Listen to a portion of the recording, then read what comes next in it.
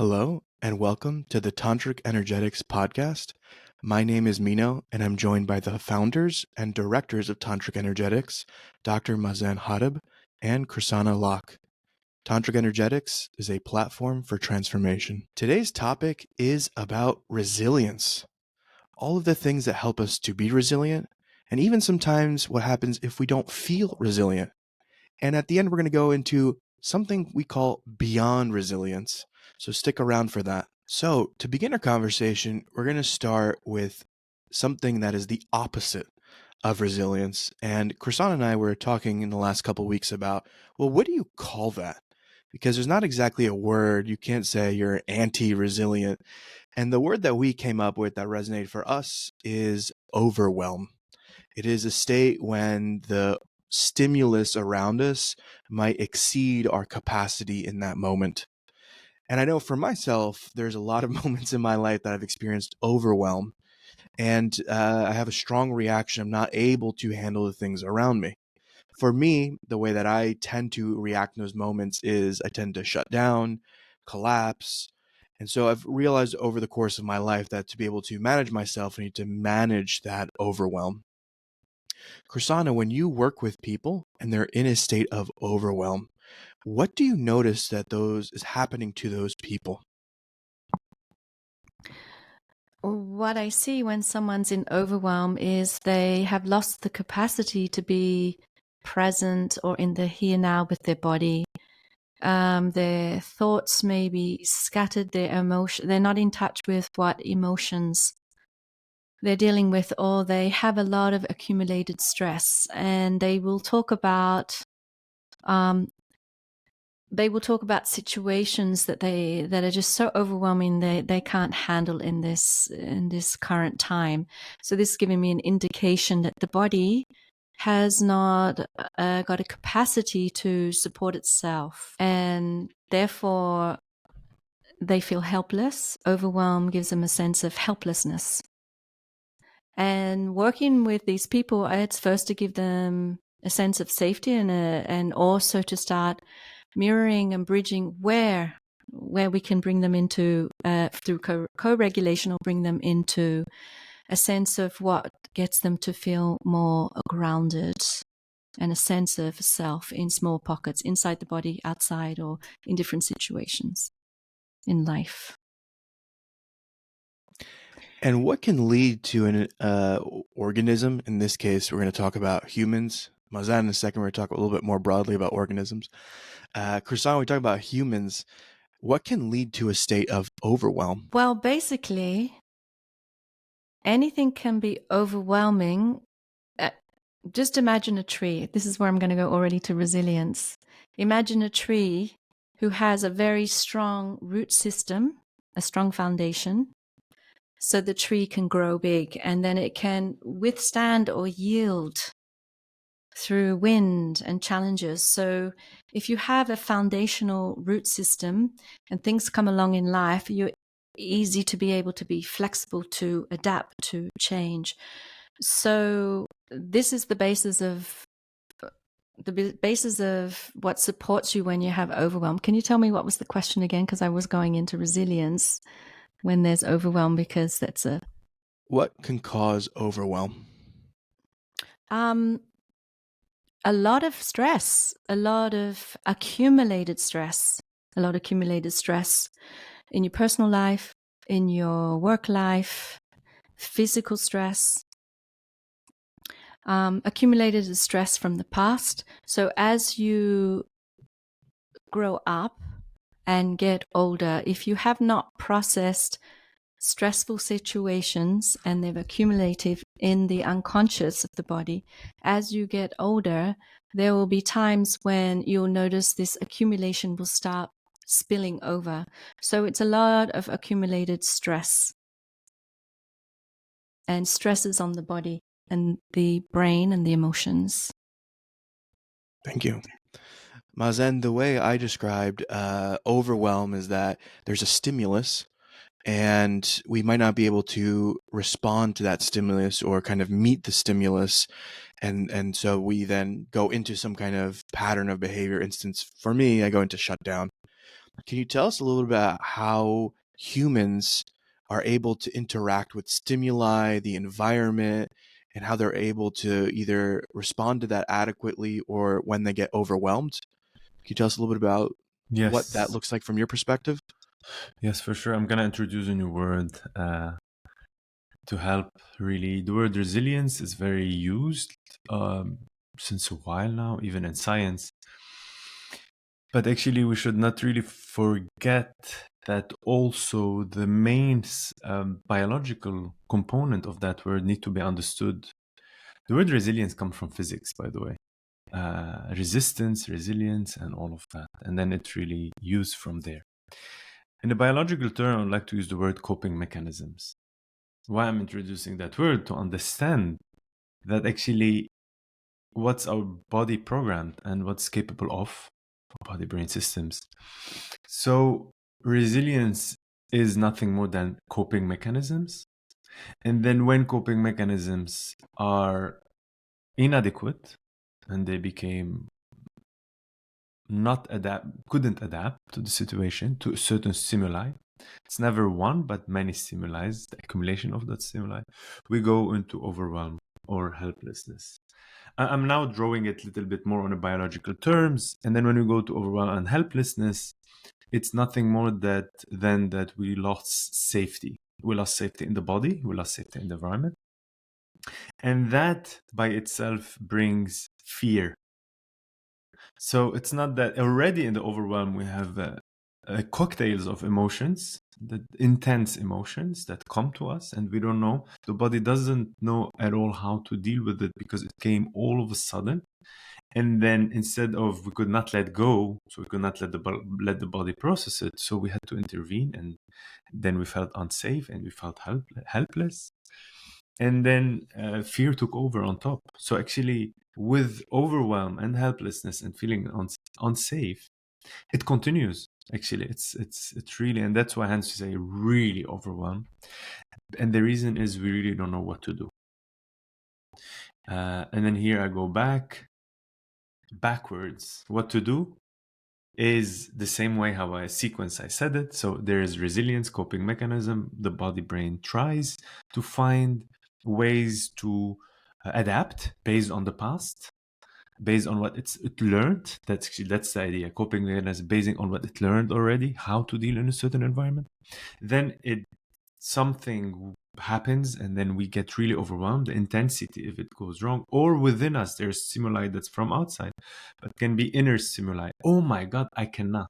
And then an alert, a fear system happens within us. We go into helplessness, then we go into full unsafety, and then fear takes over. So when we don't know what to do is really go backwards, understand that fear is now the Lord, the Lord that rules, and we are taken by fear. And then we really feel unsafe. And actually where to find place, ask for support or find ways to feel safe. Krisana will speak for sure more about those how. I won't speak about how. And then, backwards. And then by and by the overwhelm starts to go down. Yeah.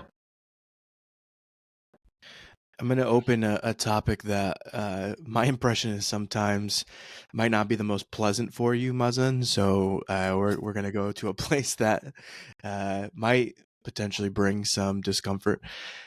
We're going to talk about antidepressants and some of the experiments that have been done to show the efficacy of antidepressants and SSRIs. And I know you've discussed me in the past how they'll use basically swimming for, I think it's either mice or rats, as a proxy for the efficacy of some of these drugs.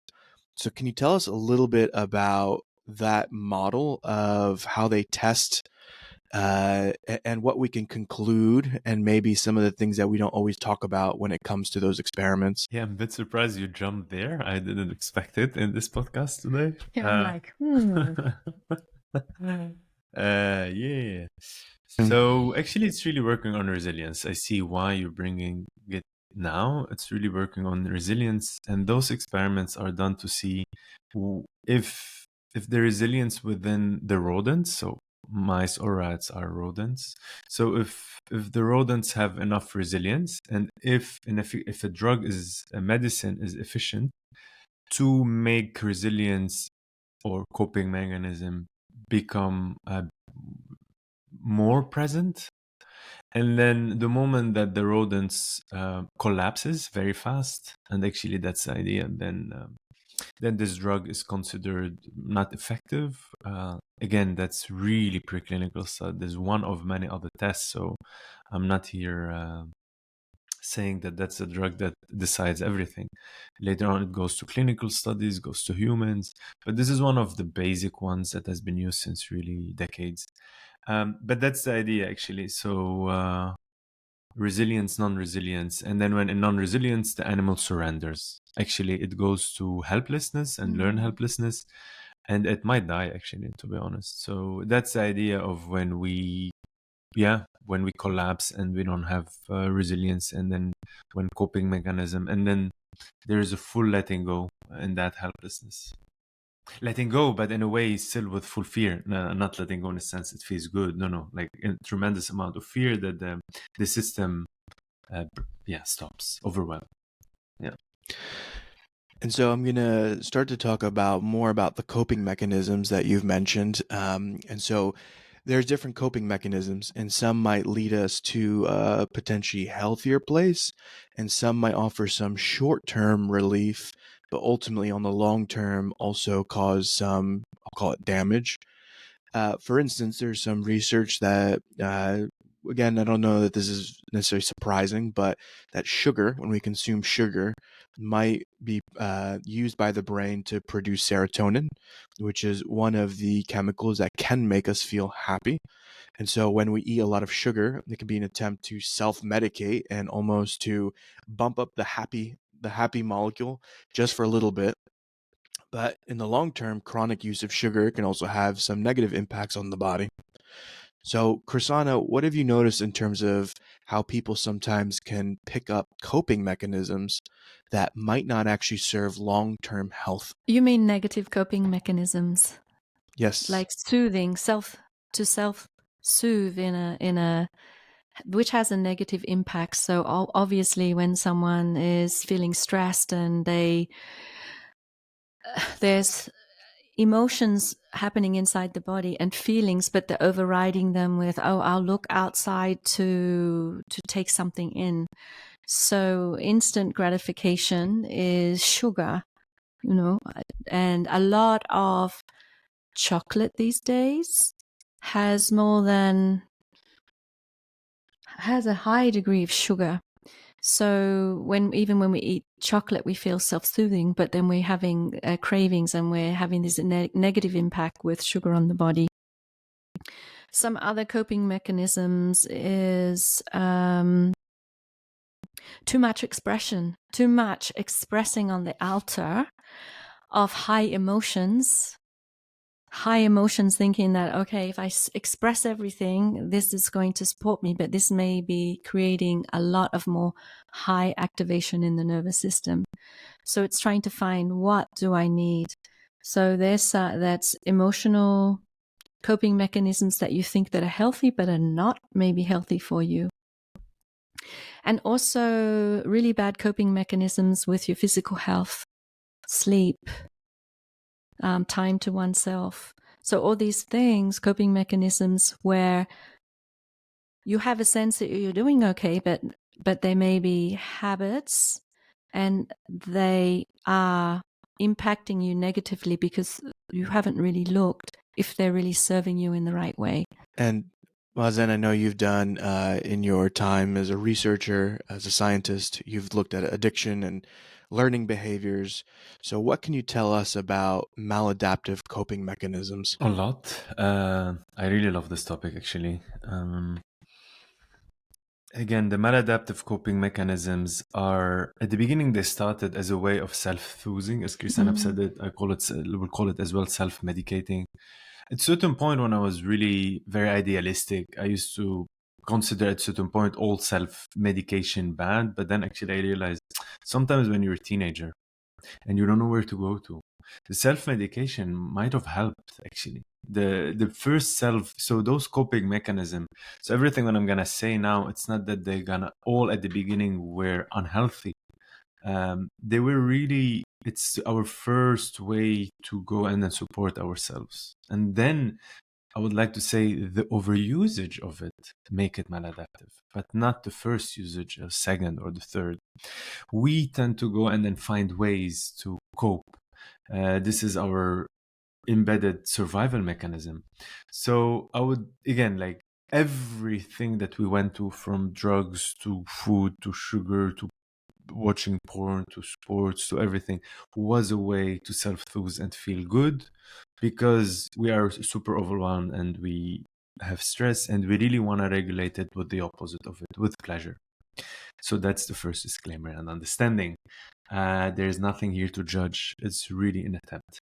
And even when it continues, it's still an attempt that has started at the beginning. Even when we have lots of addiction and things, all of those addiction came from a place where we really wanted to take care of, find a way to get out of this pain, this unsafety, this fear cycle within us. And actually that we kept on repeating it because the first time it worked and the second time it worked. But when we kept on repeating it, we created dependency outside of us to make us rebalance our hormonal system. Yeah, that's first what I want to say about maladaptive. Before we go in, we can go into each one. How do they look like? But I feel like it's good for now to give it a general understanding and to help folks out there when they hear it, that judgment is part of continuing the overwhelm and the opposite of resilience. Because the problem of any addictive behavior, of anything that we consider maladaptive, is our constant emotion within us that says of shame and guilt.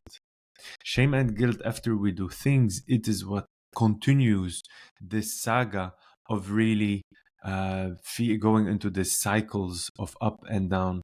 So before stopping even those maladaptive behavior, really go to the root of the emotions before that, which is fear, shame, and guilt. And once shame and guilt has been addressed, then one goes and can address the behavior itself. And that's the thing, because so many people do amazing work, they go immediately address the behavior itself and then take it out. And then one day they collapse and then they go take it. The problem is, and they go to another cycle. Why? Because they feel super ashamed and super guilty. So why not go to the root of it? The root of everything is the emotion, is not the behavior. The behavior comes after the emotions. So when we are aware of the emotions first, it will be easy later on to change a maladaptive behavior to an adaptive behavior. And if one day we collapse, we don't bring the emotion back. We're more in acceptance where we are and say, okay, I see what I did, but now I will prefer not to do it again. See, so there's less emotion. So and that's actually what keep addiction going. It's the way how we speak to ourselves based on those negative emotions that we consider them lesser or lower or disgusting, and then we hate ourselves through them. There's some interesting research I just read, even I think in the last week or so, that they've studied. It was a study of women, and they looked at them eating and the pleasure they derive from the food, or the shame and guilt they derive from the food. And what the researchers found is that based on the enjoyment or displeasure, there was a different absorption of nutrients. So when we enjoy our food more, we absorb more nutrients. We have higher levels of iron, etc. When we either judge the food, like you don't like it, or it's we actually absorb way less nutrients. So once again, there's such a link in the mind-body system, and so even having something that visually looks nice can increase the amount of nutrients we absorb. So just to comment on a little bit of what you were sharing there around how emotions, Mazen, can really impact the physicality of what is happening in our body and vice versa. And I know for myself, if I kind of use myself as a personal guinea pig for this topic, maybe these podcasts are just a way for me to get free coaching from you both, is I I have historically, up until my mid-20s, really struggled with overwhelm, and even the topic of coping mechanisms. I had a lot of what I would call maladaptive or negative coping mechanisms, one of which was food. So, and something I'm still working to unwind. So I early on in my life adopted more binge eating behaviors. So I would go in these cycles of eating everything and anything I could and feeling these cycles of shame and guilt and kind of self-condemnation, and then eating even more and then condemning myself even more. And one of the things that I've been working to unwind is a bit of this, even the part of just judging myself. And just sometimes if I want to eat something that's quote unquote junk food, just even allowing myself to enjoy it, because maybe I'll even increase the satiation and what I'm looking for. Like I just talked about the experiment, rather than just judging myself for what I'm doing to myself. But I was in a state of complete overwhelm. So I did not have any form of kind of emotional resilience, mental health resilience. And then I met the two of you, and I worked with you in the personal development department through Tantric Energetics.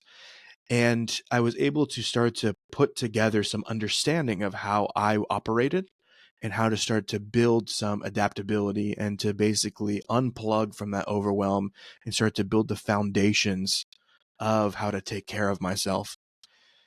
So I want to now turn to that topic, and we're going to now talk about resilience. And in a moment, as I mentioned early on, we're going to talk about beyond resilience. But right now, we're just going to talk about resilience.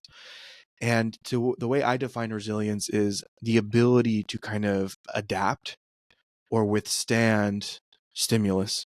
So when we can kind of navigate the environment and we can be in flow with the environment, then to some extent we have resilience.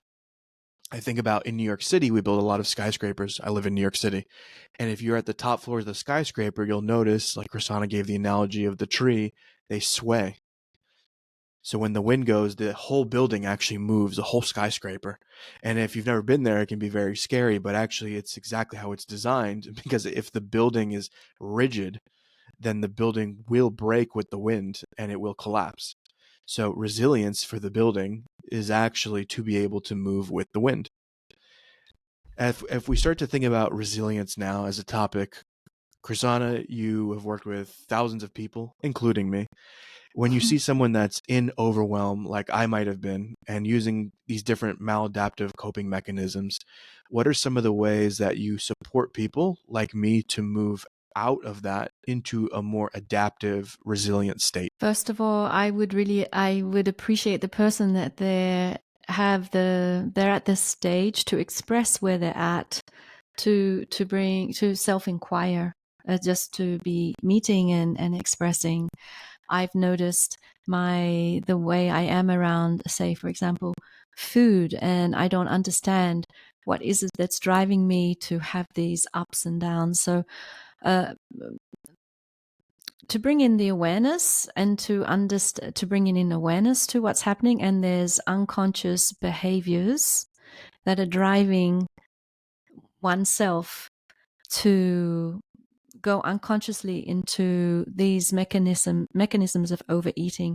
So it's really breaking down and bringing awareness and creating even the space when the shoulds and should nots, and I feel bad, or I shouldn't be eating this, is to really go totally into I know what I want to eat, and I give myself time.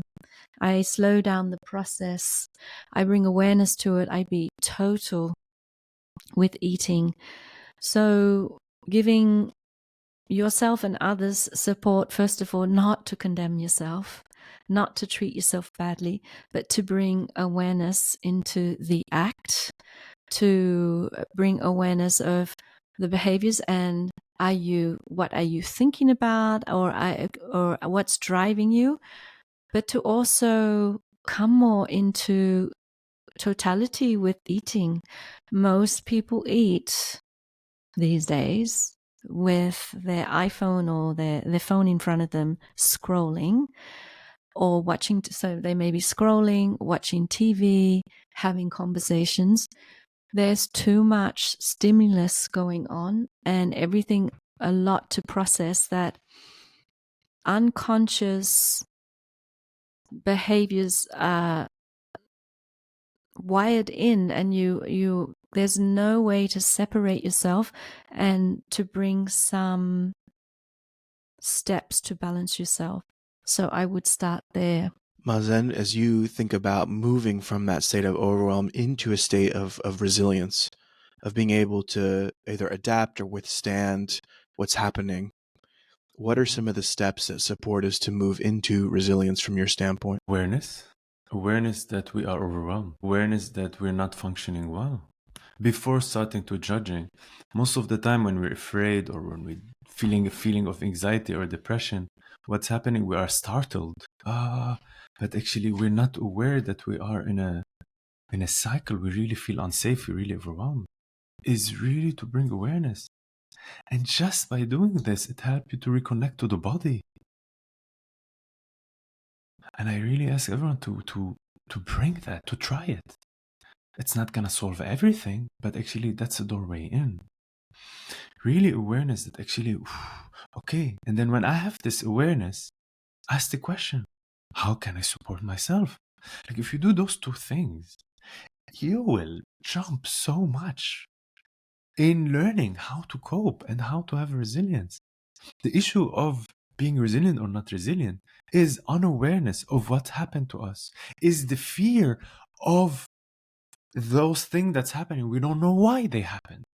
You have to understand most of our fears are based on fearing to feel the emotions. It's not based on the emotion themselves. So it's really to stop, ask. And if the answer is, I do not know how, it's fine. But at least you did this big jump. I'm overwhelmed. I don't know how to support myself. The body-brain system will be like, oh, okay, there's acknowledgement that we are inactive. You know what might happen? What might happen if we might say no to certain things? Friday night, one work from Monday to Friday. And then Friday night arrives, we're super overwhelmed. And then we don't know what's happening. And somebody asks us to go out and party. Since we didn't ask where we are, we go and party. To be around so many people, it's super overwhelming. And then actually, the problem of overwhelm is like we start to add more things on us that makes us even more and more and more overwhelmed. But if we notice that we're not safe, then we feel like actually I cannot be with so many people. Then the answer would be, how do I feel safe? To be with one person, or to call a family member, or those are our nice coping mechanism. There's many others, but I hope everyone will tune in and really find their own answers. There's not one answer that fits everyone. So I'm not here to give answer what things to do. I'm here to give answers, guidance, and to bring awareness of what's happening to us. And then knowing that there is a way to get out of it only by knowing that something is happening to us. So, for better or worse, I'm going to go and tell people how. So, we're going to pair it with each other. When we look at research of the things, I'm enjoying your smile, Mazen. Yes. When we look at the research of 4 categories of things that help people feel more resilient, and we're going to go through each of the 4, and I'm going to ask us how we can do this in a healthy, aware way.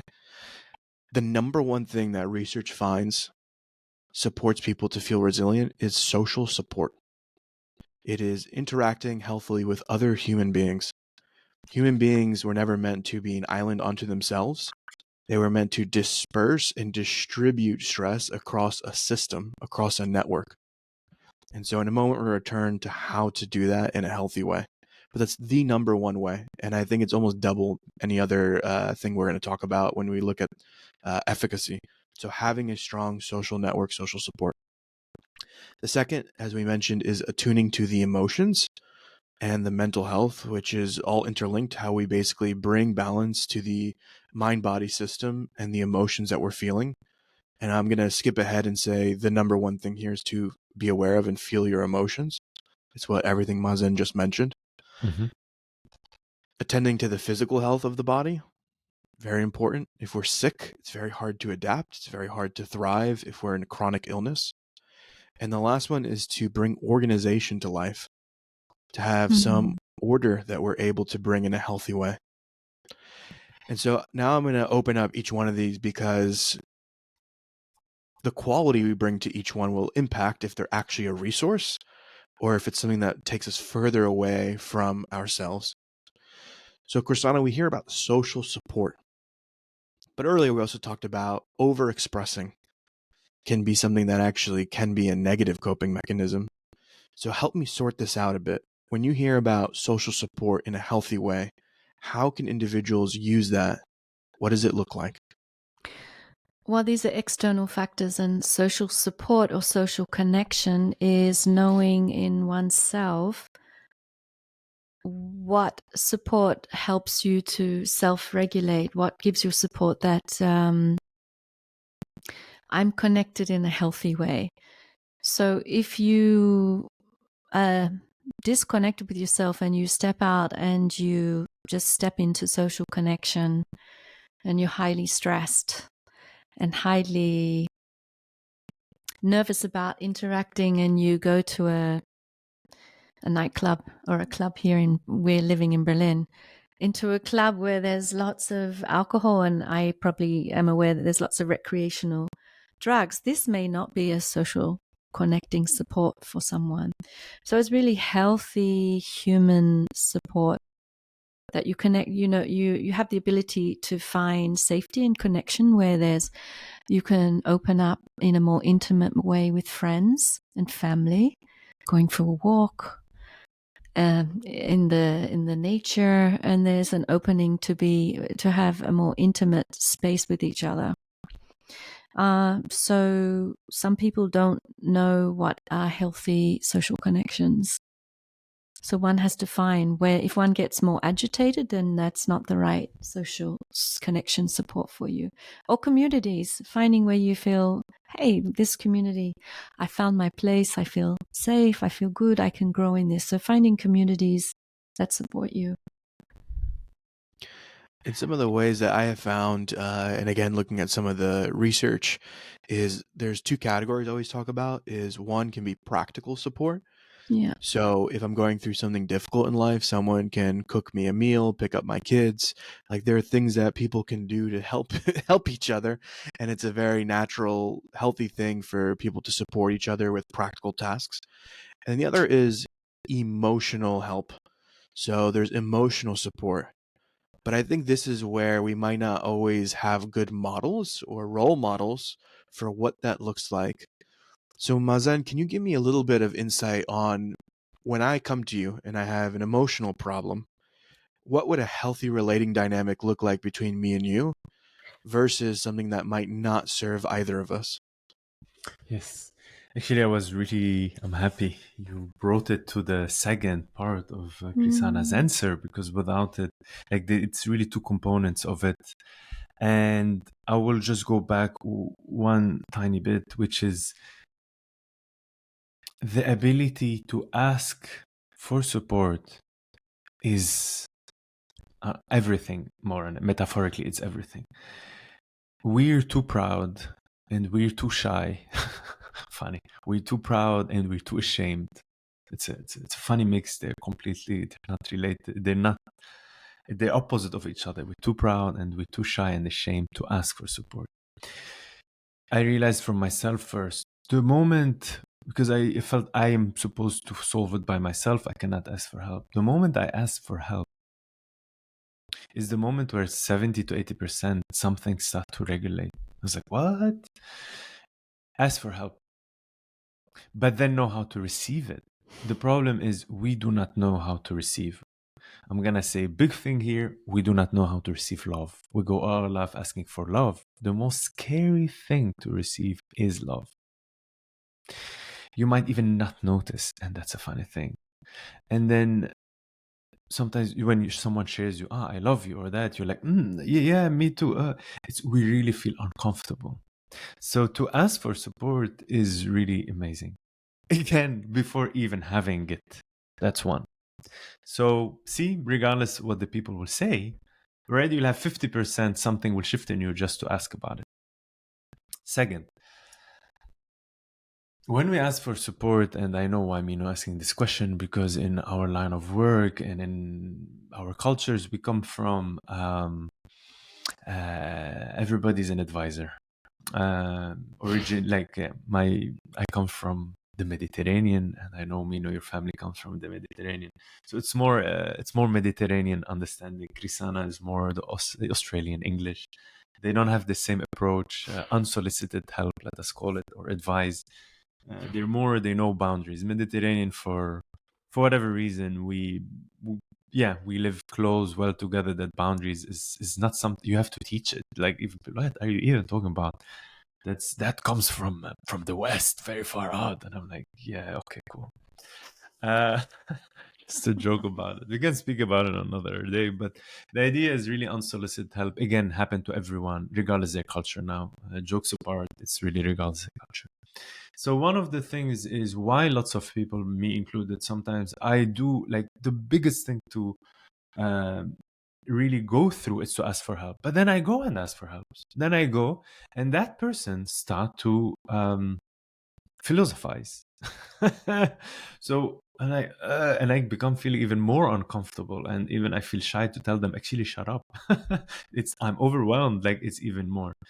The issue is in the humans, like this need also, since we do not have the big ability to receive support and love and help, we have the opposite. We like to give and overgive and overgive.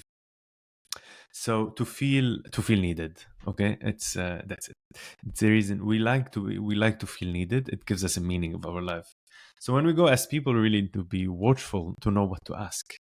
And here's this thing: what to ask, which kind of help you want, and then I will explain the main help. Your friends, your mothers, your fathers, your brothers, your siblings are not doctors, are not psychologists. Your girlfriend, your boyfriend, your partner, your spouse, your kid are none of all of that. They're not here to heal you. They're not here to therapeutize you. So when we understand that, something relaxes in us. But they're here because they're always sharing love.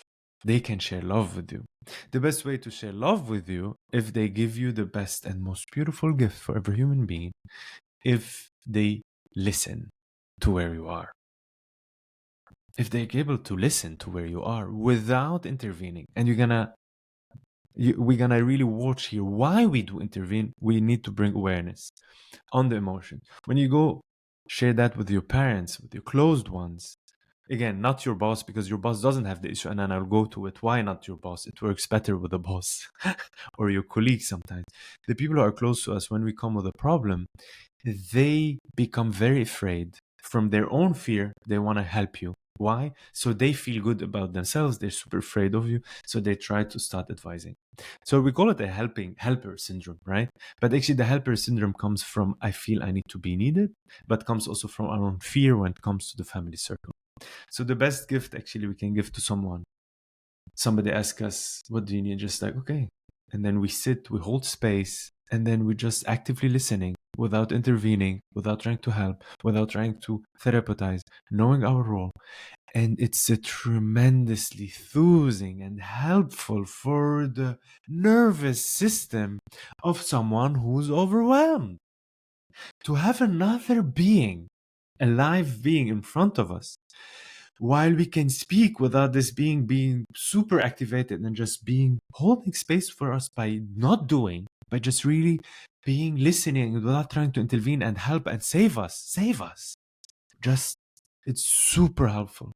And guys, good, please go try it there. Ask someone, or you try it yourselves. This is the best way for healing, is in non-doing, in active conscious non-doing, and being present. This is the best gift you can give yourself and others. So, Krisana, I want to do a little experiment or game, paint a picture for you, and I want you to tell me. I'll ask a question after, and you tell me. So, Mazen is going to be our perfect listener. Like everything he just said, he's going to help me with. He's going to create space for me, listen. And I come as the person who is overwhelmed, and I start going, this is what I'm going to do. Okay. So he's holding space. He's doing his role perfectly. And I come and I say, oh my God, this woman, she did this thing and she did that thing. And then this did that thing. And then this thing happened. And then that thing happened. And then can you believe this woman? And this woman did this. And can you believe that guy, what this guy did and what he said? And I go on and on and on and on. Mazen is doing his job. He's listening. He's holding space. And yet, do you feel like this is going to be emotional support? Am I going to be able to emotionally regulate in this game I'm playing out? No, because one is complaining about the others and one is not in connection with to talk about what's happening to themselves. And so one who holds space for that has an idea, I hold the space. But you're holding space for shit. So it takes two to tango, is what It I'm. takes two to tango, yeah. And actually, for children, it's beautiful to hold space when they're all, this is happening in their life, their day, this happens. But if we're talking about adults and you get a sense that they're complaining about everybody else, judging, complaining, and they haven't been able to connect with, I feel this and I want to express where I am right now, then we have some conscious connection of someone knowing where they're at and they just need to be listened to. For a child, it's really beautiful for an adult or caregivers or parents just to be there to listen to them their day. And they've discovered this and they're so curious. A child will be not judging or complaining. So there's difference. So we're talking about with adults and yeah, I would intervene. Can I ask you then? Mazen's given me this perfect gift of like he's really there, present, listening, intent on what I want to share. But it takes two to tango. So in order for me to actually almost get the emotional support, I need to share in a certain kind of way. I Yes. have a responsibility as well. It's not just the person who's supporting me who has a responsibility. So can you give me some principles about how I can share and express when I have overwhelms, when I'm in the presence of an amazing listener like Mazen, so that this co-regulation can take place? Mm-hmm. Usually, if there's someone who is in the presence of really listening to someone, they've already centered themselves in their body, the listener. They're aware of their body. They're aware of being in a relaxed, easy, open space, being present with, to be open to listen and not listen from here, but to really just listen from the heart space. And then also for the person who wants to share, because there's someone really there for you to be, you're being seen and you're going to be heard, is to really connect with your body first, to sit down, get a sense of centering yourself in your body. And then just before jumping into what is there, is to get a sense of what emotions are there. What are you feeling about what you want to talk about? And then to put together with your thoughts, what is it that you would like to start sharing in a concise way? And then just to bring with that, to share with that, and you will have space. There is space for you to be heard, to be seen, to be understood, because someone's really listening and not judging you. It's just there as in a receptivity. And when someone really feels this, there's a space that they can start to go deeper into themselves, to feel the depth of their heart, and to start to connect with a deeper awareness, an inquiry of themselves. Mazen, you've worked with many people. What responsibility does the sharer have in their sharing to be able to heal themselves? Man, I love it because actually that's the note I put here, and then you just asked the question perfectly. I'm gonna go to the science of it, because without the science is nothing than to understand the fact of our brain body systems actually, and understanding ourselves. So first, to know where we are and what's happening is to bring awareness and knowledge about what is happening. So first of all, when we start coming here and we really want support, when we stop complaining and blaming, again, I'm not saying that that's, it's not a judgment that you should not do that. It's just more know where it comes from and what does that to us. So complaining and blaming is nothing more than the effect of helplessness. So we really need to get out of helplessness. But what does helplessness look? We know that it looks in the body. I cannot connect to the body. I feel of fear. I feel unsafe. It's in my brain. How does it look? It looks on a more behavioral way, and more on wordings, complaining and blaming. And the problem is when we complain and blame, we can complain once and blame once. It's good sometimes. This happened to me. No, this happened to me. Good, I understood it. But then if it goes on and on and on, that means we're fully helpless. We're saying we lost our power. It's the loss of power, of our inner power. And it's because of someone else. Hence, now I define again another way, helplessness. Hence, we feel really not resilient. Hence, we lose all our coping mechanisms. So when we come and we really feel unsafe, we are in a headspace. Because whenever we fear, we don't want to feel the body, we feel unsafe in the body, it all goes to the mind. And then in the mind, there's all those stories, and then we try to solve it. But the more we try to solve it with the mind, the more it gets complicated. Hence, most of the time, at the beginning, we're not overwhelmed. At the beginning, we feel a bit of fear, we feel a bit of And then when we start to really disconnect with the body and then go to the mind to really solve it through fear, we start to be very helpless. Hence, complaining, blame, and projecting, and it's because of them. So that's the first thing. And so to be aware of it when I'm sharing, I'm not talking about everyone and everything that it's because of them. I understand certain things happen through others, but it cannot be all our issues. It's because of others. Because we have to take responsibility. And the responsibility is when I come, imagine you're listening, I have an issue, I come to you, okay, this person did this at work, this happened, okay, I got it. This is out of the way. But then you might ask me, or I might take responsibility, say, but what do I feel? What does that make me feel? That makes me feel helpless, that makes me feel sad, that makes me feel angry, that makes me feel...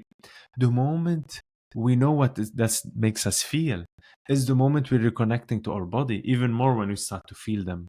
Because the funny thing, we're afraid of those emotions, but the moment we start to say them and know what this event made us feel, and the moment we start feeling them, that's the moment of getting out of helplessness. You're like, that's the formula. Actually, the formula is in just recognizing, acknowledging, owning the emotions that arose regardless of the event, and slowly allowing ourselves to feel, because now we're in the presence of another being, so we can feel if that being is in his own presence. And then saying just where I am at, oh man, it relaxes us tremendously. And immediately, we slowly get out of overwhelm, because we took back our power. We stopped the blame, we stopped complaining, we dropped the fear and tried to solve it all through the mind, and we connected to the body. And you know what? Millions of years of evolution, the body is the medicine cabinet. The body has everything. It just needs the right structure around it to allow self-healing to happen. So when we go in the brain to try to solve it, we really let go of our medicine. But there's a way to go to it, and that's what we're describing today. So, for those listening, Mazen's background, he is Ph.D., neuroscience, physiology, biology, and you've also done work in crisis. And Yes. I would like to request, because I know that what you're sharing is based in science, and I can sit here and maybe say, well, I would like a practical example. So my request is, Mazen, I would love if you are open to it to share when you were doing the research with the Syrian refugees that were welcomed into Germany. You've told me about a case of an individual that was passing out. And so I would like, if you're open to it, to share what was happening with that individual and the other practitioners, and what you were bringing and how it brought a different outcome. Thank you. Yes, I worked in war and migration trauma research in 2015 when Angela Merkel and Germany opened the door for Syrian refugees. And it happened for whatever reason. I also arrived to Germany like August 2015. Arrived, like I finished my PhD in Munich, but then I left for a while and then I came back to Berlin. And then it happened also that I was in Charité University Hospital. That was the main university hospital dealing with the government, and then they took over and they start really to support all the refugees coming. And my boss at that time was the main one responsible to create this called Clearingstelle. So this where all people who need mental and emotional support, they come, they're psychologists and psychiatrists. And there was me, the scientist who was like, let me know, I want to know more about war and migration trauma. It was a big topic. And I learned a lot actually through that research. A lot about listening, a lot about presence, a lot about healing, self-healing. And through those experiences I've done with lots of different ages, but the ones who really struck me the most are the younger adults, actually, like more of they were between 16 and 22, 23. And probably what you're mentioning is a story where I had someone, I do the interviews are about like 3 hours, or lots of research into things to fill. I asked about their lives, certain things that happened in their childhood, lots of surveys to take. So it was more of like, all in all, I had like 3 hours with them while measuring also physiological things, stress, taking saliva to take stress hormones, heartbeat, pressure, tension. And then actually it was working with that specific person. And at the end of the 3 hours, I was recording, so I can go back and then take the notes.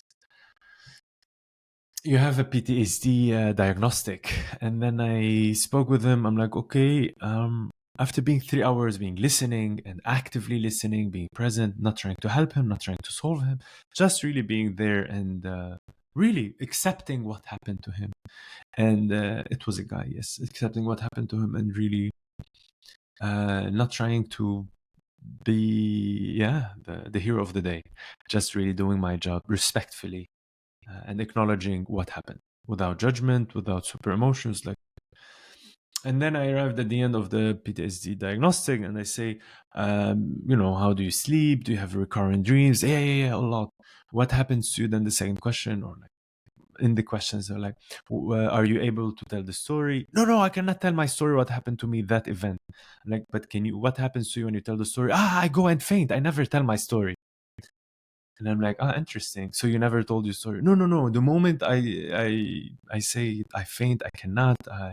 And then I'm like, why you're saying that? He's like, yes, because when I was in the camp, they were like social workers. Social workers are really supporting. They're doing an amazing job. But for some reason, not everybody's trained to know how to hold space and deal with extreme things as war and as, like people come from places where blasts and bombs were there and people like whatever, like really big stuff. We're not ready as a human to listen to them when we come from a very safe environment. And then the social worker, really out of her goodwill, she asked the person, what's happening to you? And then the person, really the guy, wanted to share his really, he wants support. He was really feel frozen, cold, disconnected. And he started to tell her, okay, the story is big. I'm not gonna say it, share it now, but the story is big. Like, even I never heard such a huge story of a blast that happened. And it's like movies. And so she started to tell the story, and this person, the social worker, I imagine what happened to her. But how do I know what happened to her? Because this guy fainted and fell. And actually, by telling the story is super extreme. The social worker, didn't know how to deal with herself, so she could not accept what happened to him. So her nervous system went into full overwhelm, and then actually his nervous system was detecting what's happening, and it really kind of how to say, like it really proved, like confirmed that this story is a huge. What happens in trauma and those things is like we really are confirmed, like we really feel what happened to me is unacceptable and the body cannot take with it. So whenever, even when you go to your psychologist, or whenever you meet people, our nervous system, our perception is always tuned in to check if everything's safe. And if I want to tell my story, I'm always checking in unconsciously and subconsciously if all is good and how you will receive it. And then, yes, the nervous system has that capacity. And that's what happened. And the nervous system, so first time I wanted to share that story, this person. So the nervous system and subconscious was checking with that social worker.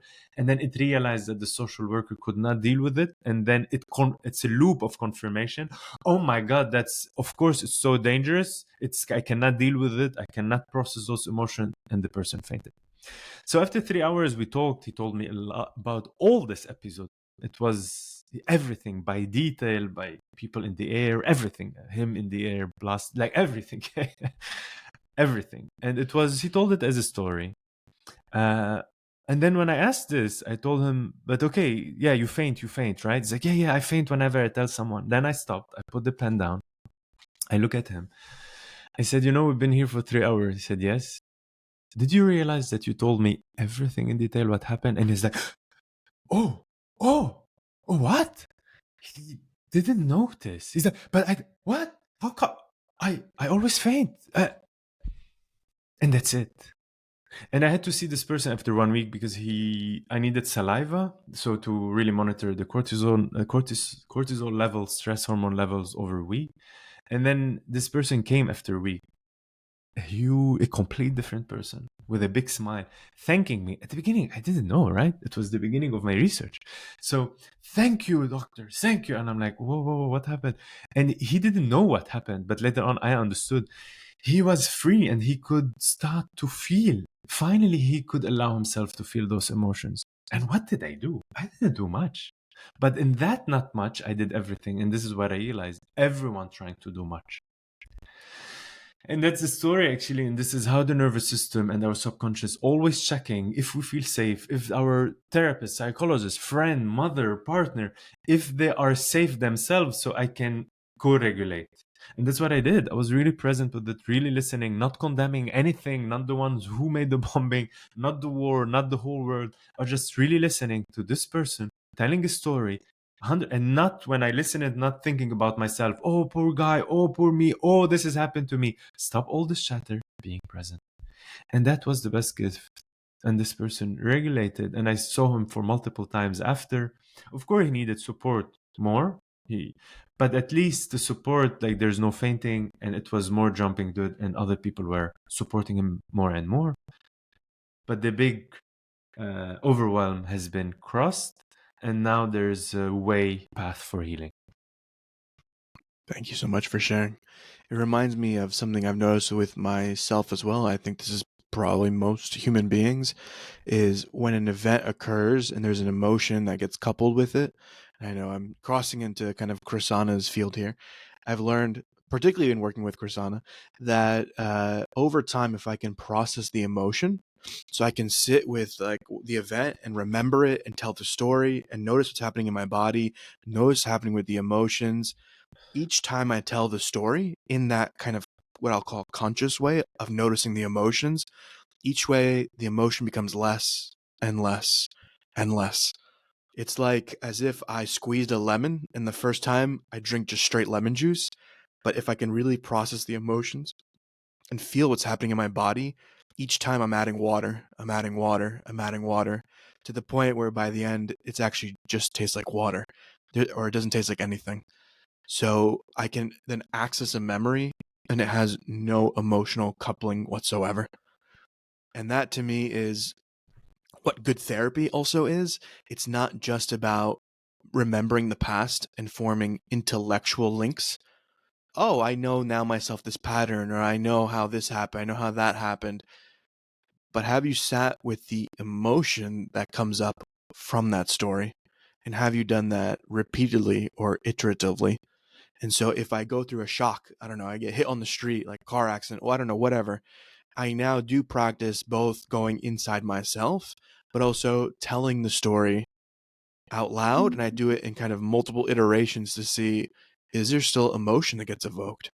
And of course, I could bypass that and be like, I told the story and nothing came up, and like because I disconnected from emotion. So there's a way to cheat that system if you want to. But if you would like to healthily uncouple the kind of emotionality, this is the way that I've learned. And it's made me a much freer person. And so now we look to, because we can open, it's probably a way different podcast. We can open up a whole topic about trauma and trauma response. What I will say, and we've talked about this in a previous podcast briefly, and I'm sure we'll do a whole episode at some point or multiple episodes about these topics, is that each person reacts differently to the same event. So you can have the same exact event and people will react differently. And so we're going to bypass for this moment talking about post-traumatic stress disorder, PTSD, as Mazen referenced. Instead, we're talking about an interesting phenomenon, which is post-traumatic growth. So what we've noticed in research is that some subset of the population, when they go through a large event that can be categorized as traumatic, they end up becoming much stronger afterwards. They end up becoming much more resilient. And there's research around a concept called anti-fragility, that basically there are certain systems that when you put stress upon them, acute stress, they become stronger. So we think about our muscles. When I go to the gym and I work out, I'm making micro tears in my muscles, but the muscle regenerates and grows back stronger. So there are certain systems, and biological systems actually tend to be anti-fragile systems. They actually get stronger when you put them under some form of stimulus. So, Krisana, I would like to ask you, when we go through events in life, stimuli, doesn't have to be traumatic, but just stimuli in life, what are the things that support us to actually not only just withstand that event, but thrive afterwards? I'm going to say the word withstand. You've said it a few times. And if a person is in high stress and they're looking to go through something, maybe it's not good that they withstand to go through the stress. It's like how to lower activation. I just wanted to say that point first. Can you give me the question again, the points again? Because I was so involved in Mazen's Yes. story that I was really. But I could feel that you were taken by the story. Yeah. Mino, like keep track of it, but just actually I might propose something. What if from what I shared and then Mino's question, you give us the understanding. Do you see what I mean, Mino? Like just to take a little bit from what I shared and mix it with the questions. Yeah. Yeah. So there is one kind of philosophy which is the resilience is about being adaptable, right? And we just withstand, like we just talked about to some extent. We get through things. We learn how to cope. But there's another kind of subset where we say, actually, there's something called post-traumatic growth, something called anti-fragility. The essence of that is that we go through life and we actually get stronger through stimulation. Can you tell us about what supports people to thrive? What really supports people to thrive is to process things through the body. So it's really allowing your body to become more resilient. So what we offer a lot in our workshops are active meditations. So this means it's supporting the body to get more resilient with some activity, with breathing, to allow the life energy to flow again into the body, so that you can start to have a an ability to feel the body, to allow energy to move in your body, and to then move into silence. So you're activating the body a bit. So there's an ability of healthy stress rising in the body. So you have energy and an emotional state move through the body. And then you go into the silent phase where you then settle, and then you go into rest and witnessing. So this is this is a way to build resilience in the body. So there's healthy ways to build up with stresses that are healthy for the body. Going to the gym, studying, also learning things and applying, focusing and study brings a healthy stress because you learn memory.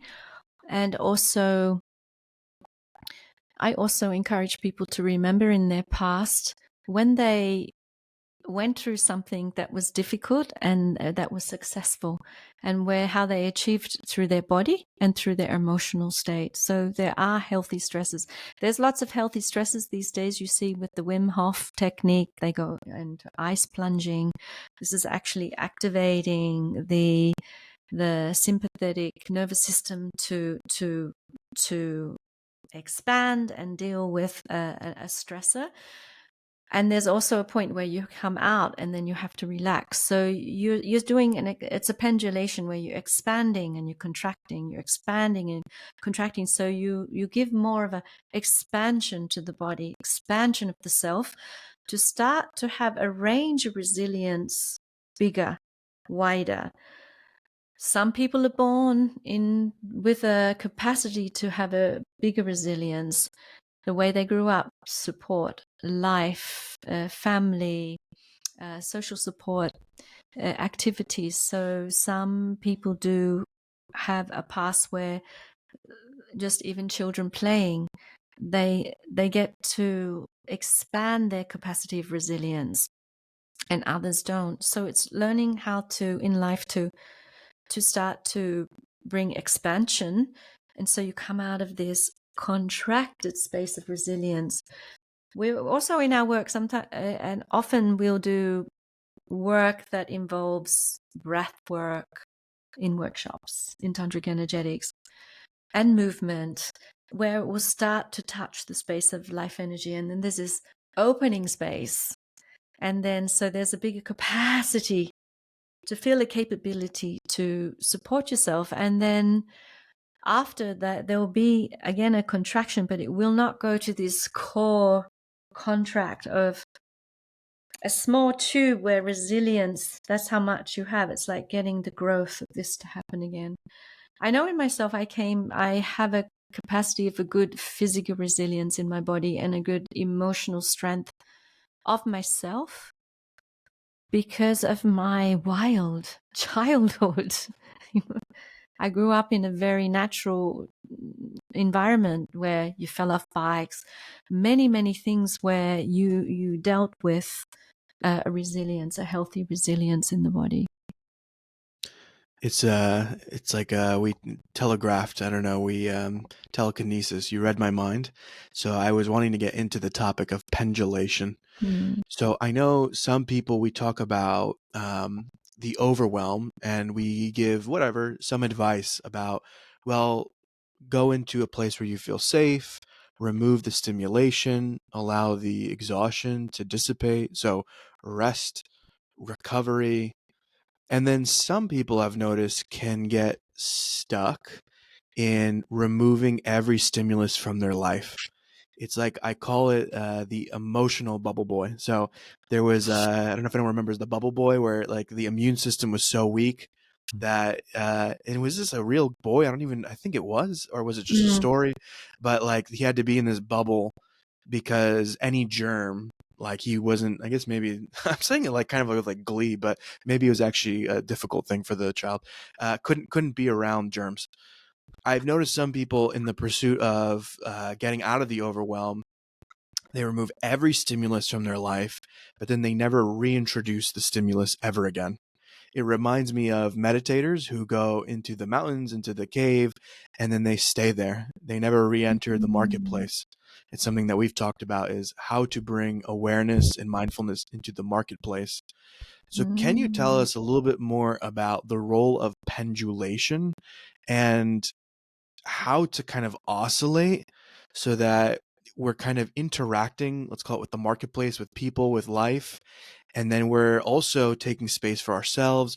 What does that dance look like in your opinion? The people, first of all, the people that go into taking all stimulus away to bring down overwhelm, or to be the perfect person, like I have a goal, they are bypassing the body. They're bypassing, it's a very mental, conceptual way to see yourself. So they're basically numbing themselves and they're isolating themselves. I'll just meditate and I will shut off any stimulus, but your body doesn't need stimulus. Your body needs to process emotions, digestion, many things.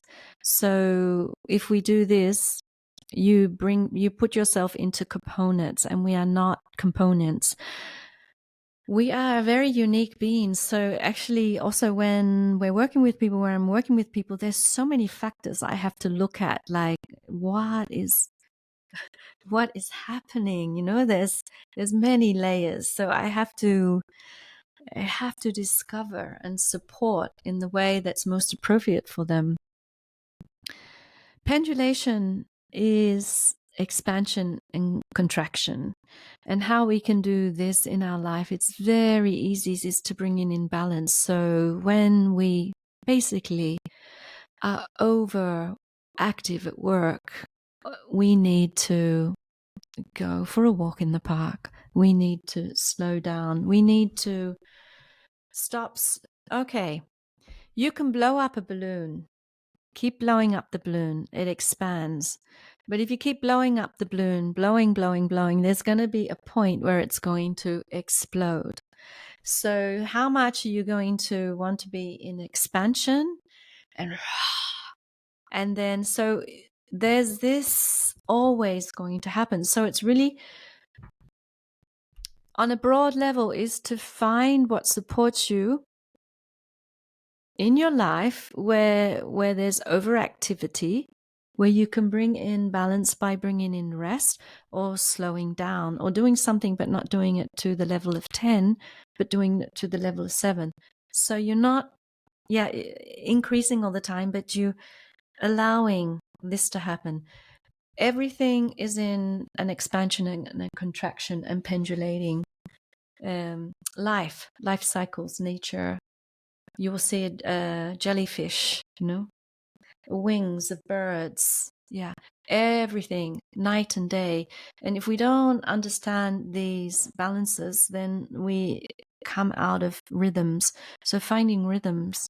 If you find that you start to talk too much so fast, slow it down. So there's many pendulations and expansion and contractions you can see in life.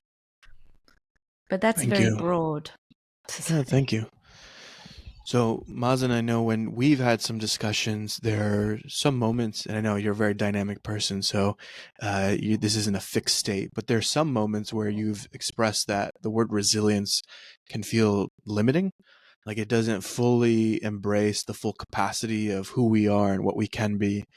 So I'll take a similar kind of approach, which is there's resilience, which is about this perception of we can just get through things. And there's a different state of being, which is we actually become stronger when we are in life and interacting with things and learning and then going and reflecting. Can you tell me a little bit about, from your perspective, what does the kind of thriving state look like? What is beyond resilience? Mm-hmm. What's beyond resilience is to be alive. And why it's beyond resilience? Because we have gained enough experience, hence enough wisdom about ourselves, our bodies, our brain, our nervous system.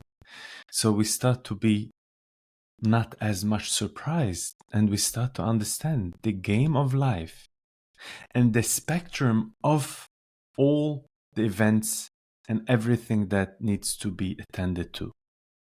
What's beyond resilience is aliveness. That means knowing that, like the moon, like nature, every single day that comes, it's not like the one before. It can never be. And it's not like the one after. The issue about resilience, coming out from super overwhelm to resilience as a method, we become stuck in concepts. Concepts are super useful, but they are not the truth. Concepts are useful to us understand something and to learn something and to train ourselves. But the moment that something is embodied, that concept is not needed. And that applies for everything in life. That's another podcast on its own, but I hope people will reflect on that, what I just mentioned here. So you're going to say, so what is beyond concepts? I'm like, when we wake up in the morning, after we establish routine, after we established broad organization so we're not overwhelmed, after we establish the physical activity to really regulate ourselves, after we establish awareness of our emotion, after we establish social support. See here, I mentioned those 4 things we said to people to get out of overwhelm: social support, awareness of our emotions, physical health, and bringing organization. That means bringing priority. So after we establish all of that, there's the human that wakes up in the morning. Either we go through automatic way of being because we are afraid to go to overwhelm, but we want to stay in resilience. So I want to keep on to those 4 pillars that I heard here and everybody's speaking about. This is amazing for a while until you understand that safety is something you can attain from within. I'm not saying we don't have to go over competitive with ourselves to like, what is he saying? The point is aliveness happens. I'm going to give a very tangible example. Kids have the same thing I'm talking about, aliveness, but in a very unconscious way. So when I'm speaking about beyond resilience is how to be as alive as a kid in a conscious way. Bam. No concepts needed. Again, I'm not gonna teach that, I'm not gonna guide that, because this is a place where there is no more guidance. Aloneness, one need to travel that road alone. Once we know that we can bring back safety, once we know that we can adapt, now we know we can get back to coping mechanisms, when we start to really learn and understand about ourselves and how we function, then it comes full aliveness. And you know what? In full of aliveness, you're gonna say, but what if things happen? I'm like, exactly. You don't know what's gonna happen. And actually you are in the unknown. But in the unknown, you are fresh, you are alive, you're not afraid to express yourself,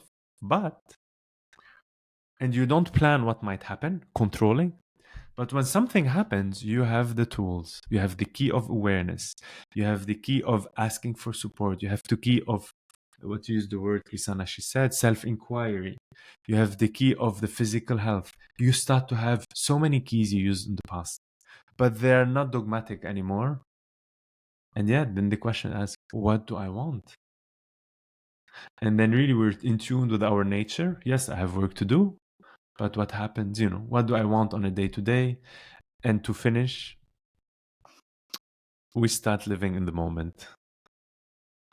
I'm not going to go into quantum physics. I'm not going to go into consciousness work, but actually other podcasts, we start living moment to moment. We start living, and the only time that exists is now, here. And then from here now as the only place that we can feel safe, and that's the only place we can adapt and solve and deal with everything.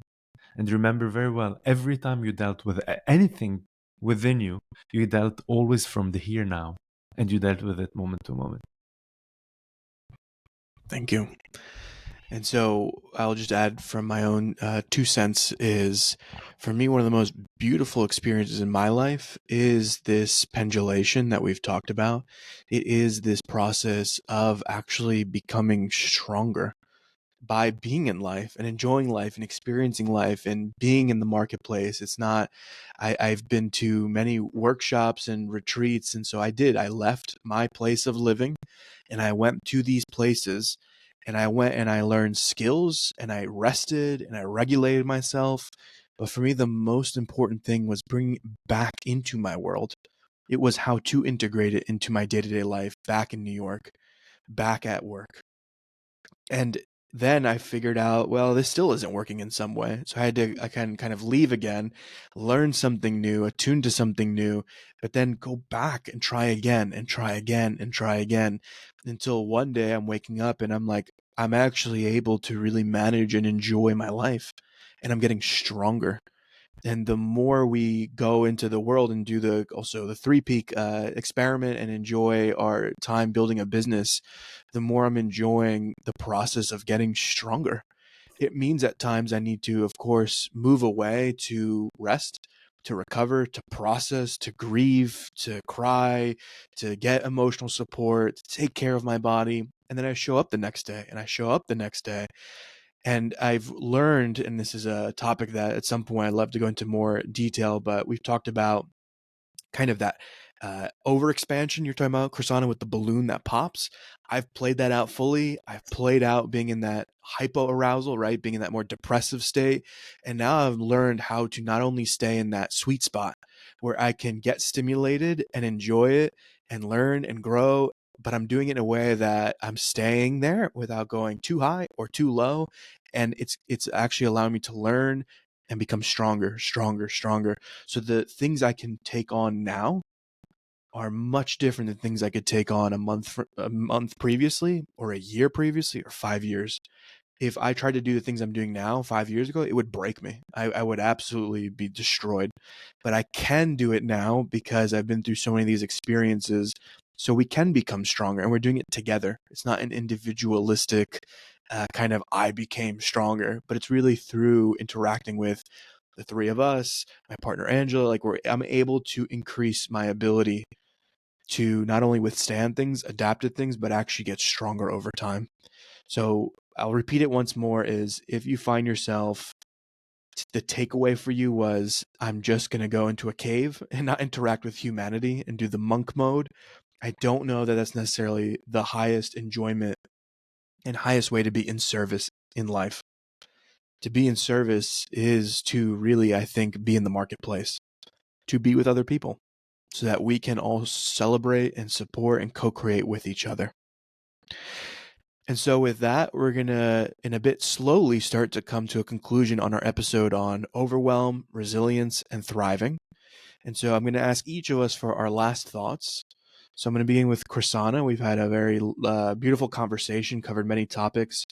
What are some of the last things you'd like to share with us before we close? To be here now, very simply, you cannot breathe in the past and you cannot breathe in the future. You can only breathe now. So through the body and the physicality, this is the now. So to have an anchor into the now is to take a breath in and to connect with your body. This is the here now. This is one step. Thank you. Mazen, closing thoughts? We underestimate who we are. We underestimate the capability of our nervous system. We underestimate what evolution had made in millions of years. We underestimate the power of our own consciousness. We don't know who we are, and we underestimate it. We, all of us, each one individually, are capable of really taking care of ourselves by really taking back our power, bringing our power back to us, taking responsibility, owning our lives, and taking care of what's happening. We are the masters of ourselves. And then we really have to train to remember that we are the creators of our lives. We are the janitors of our life. We are the maintainers of our lives. Take your life fully back to you. Claim yourself back fully. You have all intelligence and abilities. Remember them bits by bits. Thank you. Now I add my last 2 cents. So for me, there's so much enjoyment available to us, like that beautiful, sustainable enjoyment in life. And to me, the way to access that is, and I'll give an analogy just because where I'm at in my life right now, is I'm going back to the gym now. And I went from not going to the gym for a while, and I started to feel a lot of aches and pains. So I could feel it in my back, like my lower back was starting to hurt, and I could tell, oh man, like I'm atrophying actively by just being on the computer all day. And then I went to the gym, and it was difficult, but I was able to get to a point where I can do the movements and do it with with the bar. It's CrossFit, and do that, and do repetition. So I got to the point where I could do the exercises. In the last 2-3 weeks, I've started to add weights to the bar, and every week I add 10, 20 pounds to my squat. And it's fun. It's enjoyable to have a moment of like, look, I'm getting stronger again. And so I know the gym might not be the most thrilling example, but in life, what is that? What is the equivalent? To me, it is we're able to do the things that we always wanted.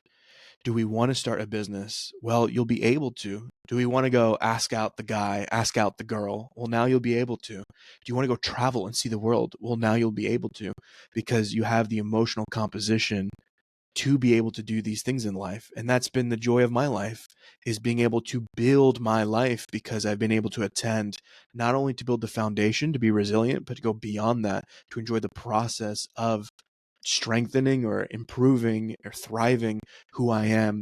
And so I can take on more novelty. I can take on more challenge. And on the other end of that is a way sweeter fruit. It's way more juicy to actually build a business and to enjoy the fruits of that business than just becoming robust at my corporate job. Just being able to withstand and cope at my corporate job was a huge step, and one that I'm very grateful for. But then I went beyond that, and now I'm getting stronger and learning each and every day building a business.